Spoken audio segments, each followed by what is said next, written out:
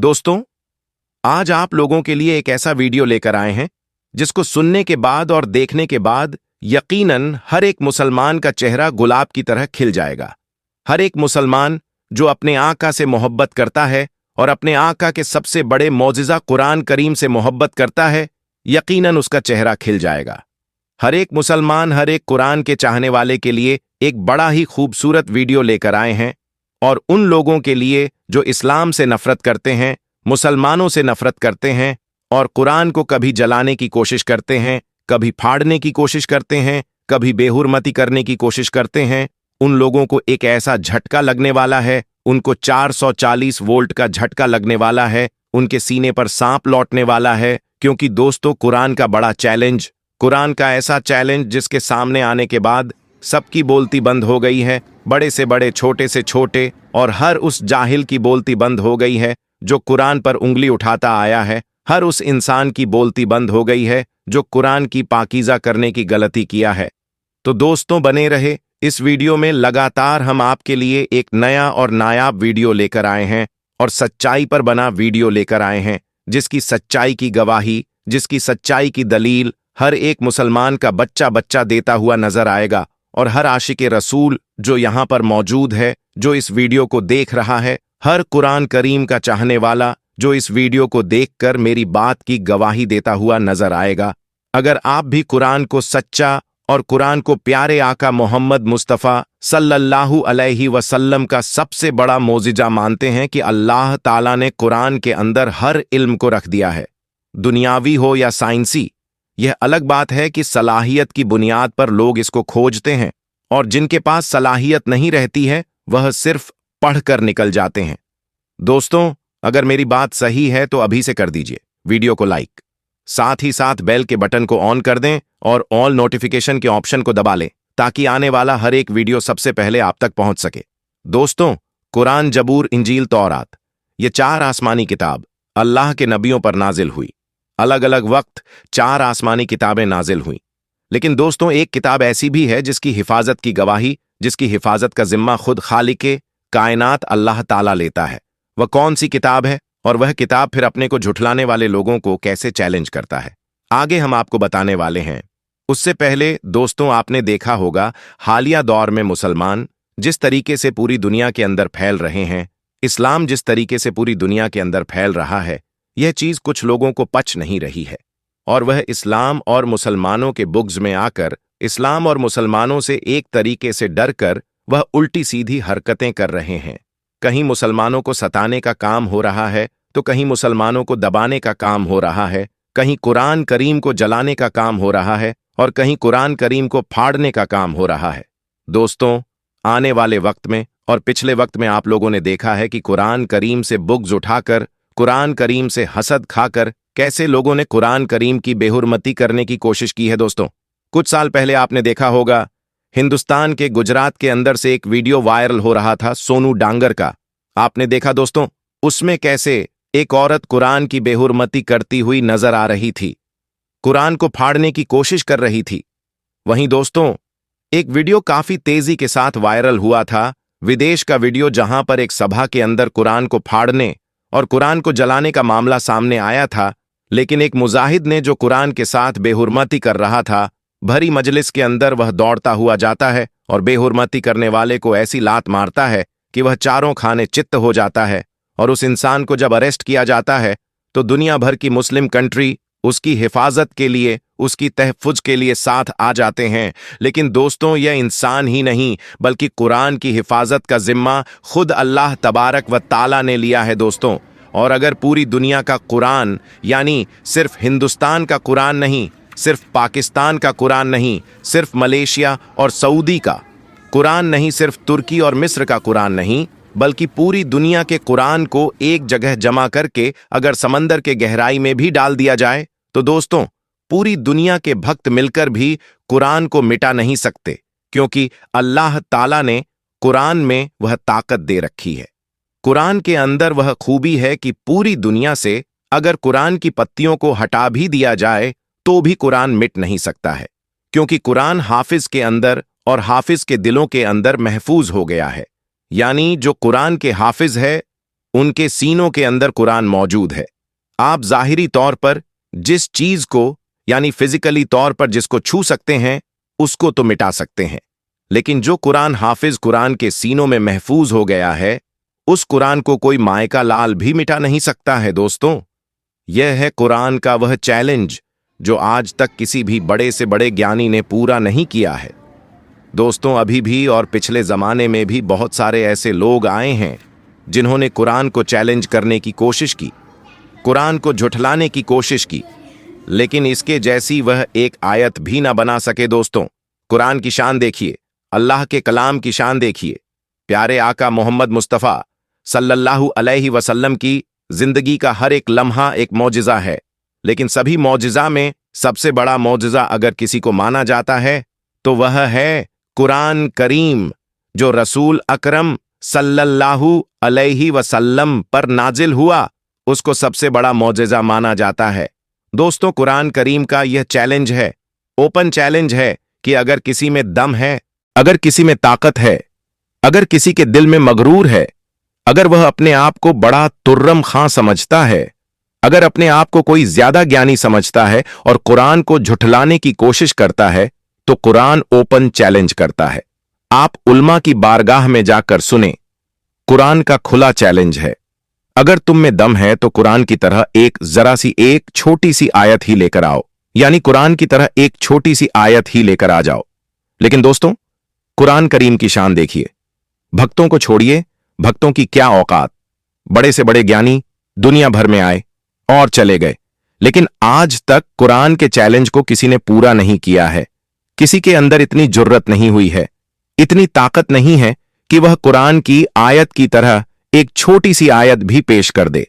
क्योंकि दोस्तों, वह लोग इंसान की लिखी हुई किताब को तो बदल सकते हैं, इंसान की लिखी हुई किताब की तरह किताब तो कोई ला सकता है, लेकिन दोस्तों, जो किताब अल्लाह का कलाम है, जो यहां नहीं बल्कि आसमान से उतरा है, उसकी नकल कोई कैसे कर सकता है? और यही वजह है कि अल्लाह के कलाम के जवाब में आज तक कोई बड़े से बड़े साधु संत महंत हो, आज तक कोई पादरी हो या कुछ भी हो, बड़े से बड़े सभी धर्म के लोगों के पास अपना अपना किताब है और उसके चाहने वाले हैं। लेकिन कुरान की एक छोटी सी आयत, कुरान के जैसी एक छोटी सी आयत लाने का चैलेंज आज तक कोई पूरा नहीं कर पाया है। और दोस्तों, जो कुरान से मोहब्बत करता है, जो कुरान को पढ़ता है, अल्लाह ताला उसको फैज़ो बरकत देता है। आप रजब तैयब उर्दन को देखिए, उनको फेम किस तरह से मिलता है, किस तरह से तुर्की के अंदर उनको सोना और खजाना मिलते रहा है। दोस्तों, चाहे दुनिया का बड़े से बड़ा अक्लमंद ही क्यों ना हो, यहां तक कि कुरान का चैलेंज है कि पूरी दुनिया मिलकर भी अगर चाहे तो कुरान के जैसी एक आयत भी पेश नहीं कर सकती, और इंशाअल्लाह कयामत तक भी कोई ऐसा नहीं कर पाएगा, क्योंकि यह अल्लाह का पाक कलाम है। दोस्तों, अगर आपको भी कुरान से मोहब्बत है और आप भी उम्मते मोहम्मदी होने पर फक्र महसूस करते हैं, तो इस वीडियो को दिल से एक लाइक जरूर करें और इस वीडियो को अपने करीबी दोस्तों में जरूर शेयर करें। दोस्तों, आज की इस वीडियो में हम आपको एक ऐसी कहानी सुनाएंगे जिसको सुनकर आप भी हैरान हो जाएंगे। क्योंकि दोस्तों, लखनऊ की सड़क पर एक गैर मुस्लिम लड़की, जो कि मुसलमानों से सख्त नफरत किया करती थी, टोपी दाढ़ी वालों से नफरत किया करती थी, वह अपना बैग, अपना सामान लेकर रोड के किनारे किसी गाड़ी वाले का इंतजार कर रही थी। गाड़ी वाले उधर से गुजर तो रहे थे, लेकिन कोई रुकने का नाम नहीं ले रहा था, और यह लड़की किसी के आगे अपना हाथ भी नहीं दे रही थी। फिर अचानक जब एक मुसलमान ऑटो वाला उधर से आता हुआ दिखाई दिया, तो उस लड़की ने उसके आगे हाथ दे दिया और फिर उस ऑटो वाले ने अपना रिक्शा रोका। उस लड़की के साथ में जो कुछ किया, यकीनन आप लोग भी जानकर हैरान हो जाएंगे। इसलिए दोस्तों, आज की इस वीडियो को पूरा जरूर देखिएगा। यह वीडियो आपको काफी दिलचस्प लगेगी। आप चाहे हिंदू हो या मुस्लिम, आप इस वीडियो को पूरा जरूर देखिए, और अगर आपको वीडियो अच्छी लगे तो मेहरबानी करके अपने दोस्तों, रिश्तेदारों में जरूर शेयर कीजिए, ताकि और भी लोगों तक यह वीडियो पहुंच जाए।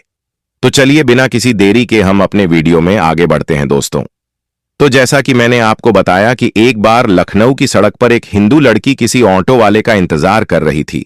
बहुत देर से वह इंतजार कर रही थी।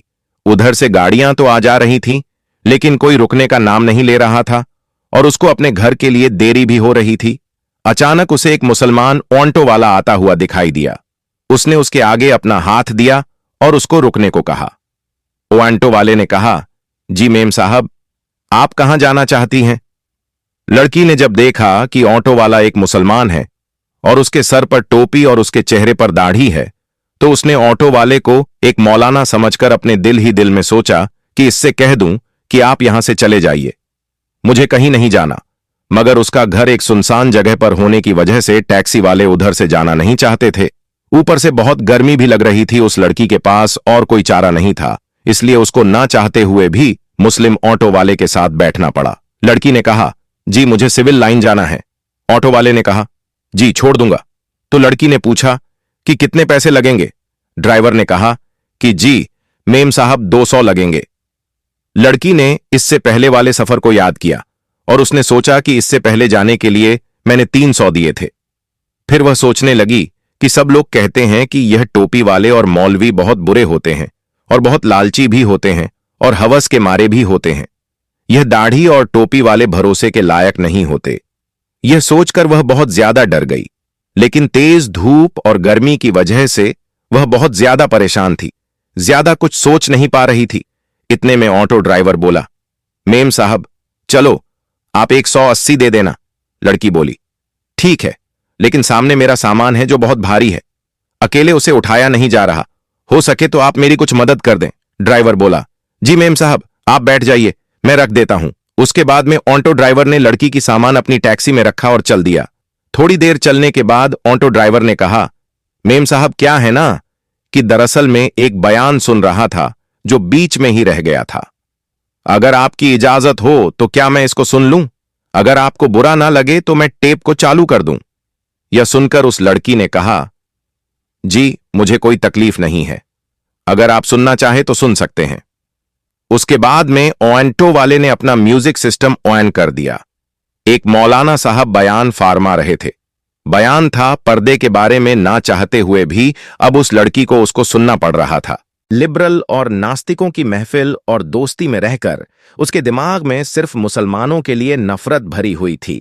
लड़की को सिर्फ यही बताया और सिखाया गया था कि मौलवी एक खूंखार भेड़िया होता है जिसका मकसद माल, हवस, लालच और औरत के जिस्म के अलावा कुछ भी नहीं होता। मजहब और धर्म के नाम पर सिर्फ पैसे कमाना ही उसका पैसा है। लेकिन दोस्तों, अब यह लड़की एक मुसलमान ऑटो वालों के साथ बैठी हुई थी और ना चाहते हुए भी एक मौलाना का बयान सुन रही थी। और उस बयान में एक मौलवी साहब एक जोरदार आवाज में बोल रहे थे और कह रहे थे कि पर्दा अल्लाह का हुक्म है। पर्दा एक औरत के जिस्म की मुहाफिज है। उसके चेहरे से लेकर जिस्म के हर हिस्से, हाथ पैर तक को ढककर उसको हजारों की भीड़ में भी महफूज होने का यकीन दिलाता है। पर्दा औरत को शैतानी नजरों से बचाता है और देखने वाले अपनी आंख तक झुका लेते हैं, घुमा लेते हैं और सोचते हैं कि यह लड़की तो बहुत शरीफ लड़की है। इसलिए अल्लाह अपनी किताब कुरान पाक में फरमाता है, ए नबी अपनी बीवियों से और अपनी बेटियों से और मुसलमानों की औरतों से कह दो कि वह अपने ऊपर अपनी चादरों को लटका लिया करें, उससे बहुत ही जल्द उनकी शनाख्त हो जाएगी, वह ना सताई जाएंगी। अल्लाह ताला बख्शने वाला और बहुत मेहरबान है। पर्दा औरत की इज्जत है, सलामती का जामिन है, उसकी पाक दामिनी जाहिर की अलामत है। पर्दे में ही एक औरत की इज्जत है। लेकिन बेपर्दा औरत की मिसाल उस खुले हुए गोश्त के जैसी है जिस पर एक मक्खी आती है और उस पर बैठकर अपनी गंध निकालती है। हर एक उसको खाने की निगाह से घूरता है, हर नजर उसको खाने और लूटने की नजर से देखते हैं। यह बयान सुनकर उस लड़की को ऐसा लगने लगा कि जैसे कि ये सब अल्फाज उसके लिए ही बोले जा रहे हो, क्योंकि जब वह ऑफिस आती जाती है तो रास्ते में हर लुच्चे लफंगे की नजर उस पर पड़ती है और उसको घूरती रहती है, उसको बुरी नजरों से देखते हैं। उसको ऐसा लगने लगा जैसे उसकी इस मुश्किल का अब सिर्फ एक ही हल है। बयान सुनते सुनते इतने में उसकी बताई हुई गली में टैक्सी पहुंच चुकी थी और उसके घर के सामने जाकर ऑटो रुक चुका था और लड़की ऑटो से नीचे उतरी और कहने लगी, जी आप मेरा सामान बाहर रख दें। उसके बाद में उस लड़की ने अपनी मां को फोन लगाया और कहने लगी, मां जरा सनी को नीचे भेज दो, मेरे साथ सामान ज्यादा है, जिसमें वजन भी ज्यादा है, उसको मैं अकेली ऊपर लेकर नहीं जा पाऊंगी। मां ने फोन पर कहा, बेटी सनी तो घर पर ही नहीं है। तो यह सुनकर ऑटो ड्राइवर बोला, मेम साहब कोई बात नहीं है, चलिए मैं आपका सामान रखकर आ जाता हूं। लड़की के दिमाग में पहले यह सोच आ चुकी थी कि यह शायद पैसों के लालच में सब कुछ कर रहा है। चलो इसी से अपना सामान रखवा लेती हूं, उसके बाद में जो यह पैसे बोलेंगे मैं इसको दे दूंगी। यह सोचकर लड़की बोली, अच्छा ठीक है, आप ही रख दीजिए। इसके बाद उस ऑटो वाले ने उसका सामान उठाया और पहली मंजिल पर जाकर उस लड़की के कहने पर एक फ्लैट के सामने उसका सामान रख दिया। उसके बाद में उस लड़की ने 300 निकाले और ऑटो वाले को देने लगी। यह देखकर ऑटो ड्राइवर बोला, मेम साहब 300 किस बात के लिए? यह सुनकर वह लड़की कहने लगी, दरअसल कुछ दिन पहले मैं जब एक ऑटो में आई थी तो उस ऑटो वाले ने मुझसे 300 ही लिए थे और फिर आपने तो मेरा सामान भी उठा दिया है। अगर उसके पैसे आपको अलग से चाहिए तो मैं वह भी देने के लिए तैयार हूं। ऑटो ड्राइवर बोला, मेम साहब आप अपने यह पैसे अपने पास रखिए, हमारी बात जितने में हुई थी उससे ज्यादा पैसे मैं आपसे नहीं लूंगा। और बात रही आपके सामान उठाने की, तो हमारा दीन हमें यही सिखाता है कि हमें दूसरे लोगों से हमदर्दी का दर्स देता है, इसलिए मैंने आपका सामान उठाकर आपकी मदद की है और उसके पैसे आपसे अलग से मैं नहीं ले सकता।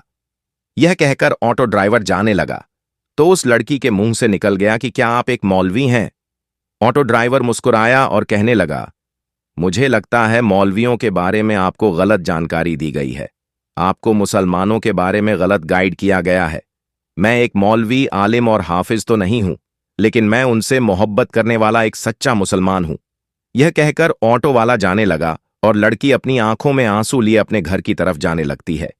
अगर आपको एक मुसलमान की जिंदगी क्या होती है यह देखनी है तो अल्लाह के पैगंबर हजरत मोहम्मद सल्लल्लाहु अलैहि वसल्लम के बारे में आप पढ़िए। इससे अच्छी मिसाल आपको दुनिया में और कोई भी नहीं मिल सकती।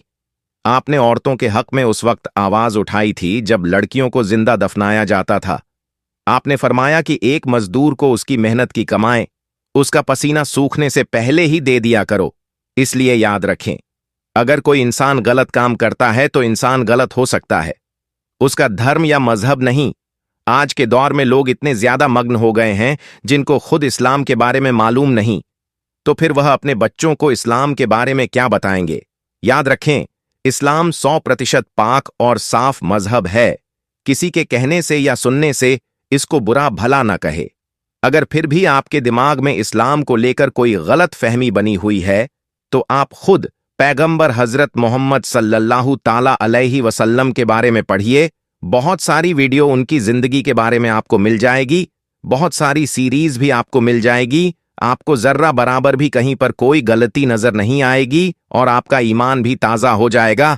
और अगर आपको कहीं पर कोई मुस्लिम गलती या बदतमीजी करता हुआ दिखाई दे तो आप सिर्फ उसे इतना बोल दें कि तुम्हें तुम्हारे प्यारे नबी सल्लल्लाहु अलैहि वसल्लम ने क्या यही सिखाया है।